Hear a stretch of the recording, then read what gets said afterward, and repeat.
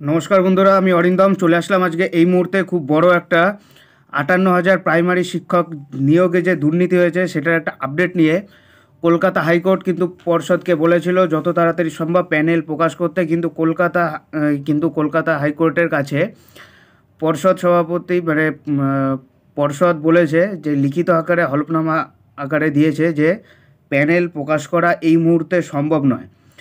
গতকালকে জাস্টিস অমৃতা সিনহা বলল যে কাউকে আড়াল করতে কি প্যানেল প্রকাশ করতে অনীহা প্রকাশ করছে প্রাথমিক শিক্ষা পর্ষদ, কার ভয়ে বা কার উদ্দেশ্যে বা কাকে বাঁচানোর জন্য। সো ভিডিওটা আজকে এটা নিয়ে আজকে আলোচনা করা হবে, কেন বিচারপতি অমৃতা সিনহা এমন কথা বলল। সো ভিডিওটাকে স্কিপ না করে প্রথম থেকে শেষ পর্যন্ত দেখবেন।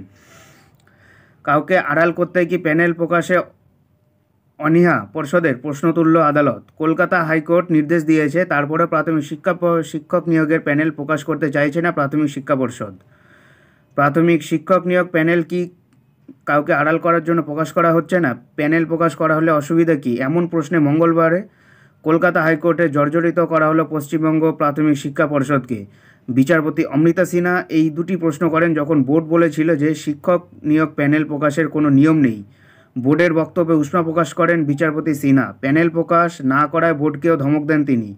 বিচারপতি সিনহা কড়া মন্তব্য করে বলেন, শিক্ষক নিয়োগ প্যানেল দেখার অধিকার হাইকোর্টের আছে। প্যানেল এমন একটি সম্পত্তি নয় যা কারো বাড়িতে রেখে দেওয়া যেতে পারে। এর আগে মঙ্গলবার প্রাথমিক শিক্ষক নিয়োগ মামলার শুনানির দিন পর্ষদকে ভৎসনা করে হাইকোর্ট। ৩০শে নভেম্বর সেই শুনানি হয়। সেই দিন বোর্ড দাবি করেছিল যে দুটি ধাপে প্রকাশিত প্যানেলে অনিয়ম ছিল, সেখানে প্রার্থীদের ২০১৪ সালের প্রাথমিক টেট পরীক্ষার ভিত্তিতে নিয়োগ করা হয়েছিল। অবৈধভাবে চাকরি পেয়েছেন ৯৪ জন। বিচারপতি অমৃতা সিনহা ৯৪ জনকে বরখাস্তের আদেশ দেন।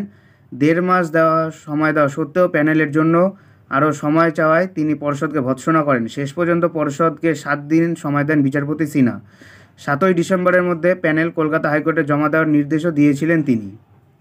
ওই আদেশের পর মঙ্গলবার আবার শুনানি হয়। বোর্ড হাইকোর্টকে একটি হলফনামা দাখিল করে জানিয়েছে যে ২০১৬ সালে যে নীতির অধীনে প্রক্রিয়া পরিচালিত হয়েছিল তার অধীনে ওই প্যানেলটি প্রকাশ করা যাবে না। শিক্ষক নিয়োগ প্যানেল সবার সামনে প্রকাশের কোনো নিয়ম নেই বলে দাবি করছেন বোর্ড। বোর্ডের তরফে আরও জানানো হয়েছে যে অভিজিৎ গঙ্গোপাধ্যায়ের নির্দেশ অনুসারে তিনি ইতিমধ্যে প্যানেল প্রকাশ করা হয়েছে।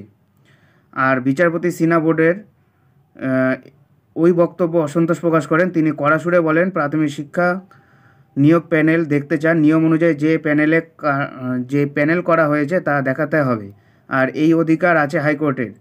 বিচারপতি সিনহা আরও বলেন, কাউকে আড়াল করার জন্য প্রাথমিক শিক্ষক নিয়োগ প্যানেল প্রকাশ করা হচ্ছে নাকি? প্যানেল প্রকাশ করা হলে অসুবিধা কী? এছাড়া বিচারপতি গঙ্গোপাধ্যায়ের নির্দেশে একবার প্যানেল প্রকাশ করা হয়েছে, যখন আবার প্যানেল প্রকাশের সমস্যা কী তা জানতে চান জাস্টিস সিনহা।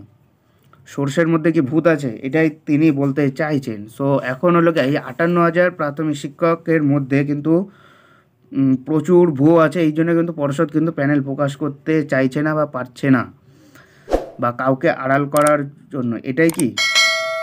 সো এরকম আপডেট পেতে হলে আমাদের চ্যানেল নিউজার অরিন্দমকে সাবস্ক্রাইব করে আমাদের পাশে থাকবেন। নমস্কার বন্ধুরা, ভালো থাকবেন সবাই, দেখা হচ্ছে পরের ভিডিওতে। জয় হিন্দ, বন্দে মাতরম, ভারত মাতা কি জয়।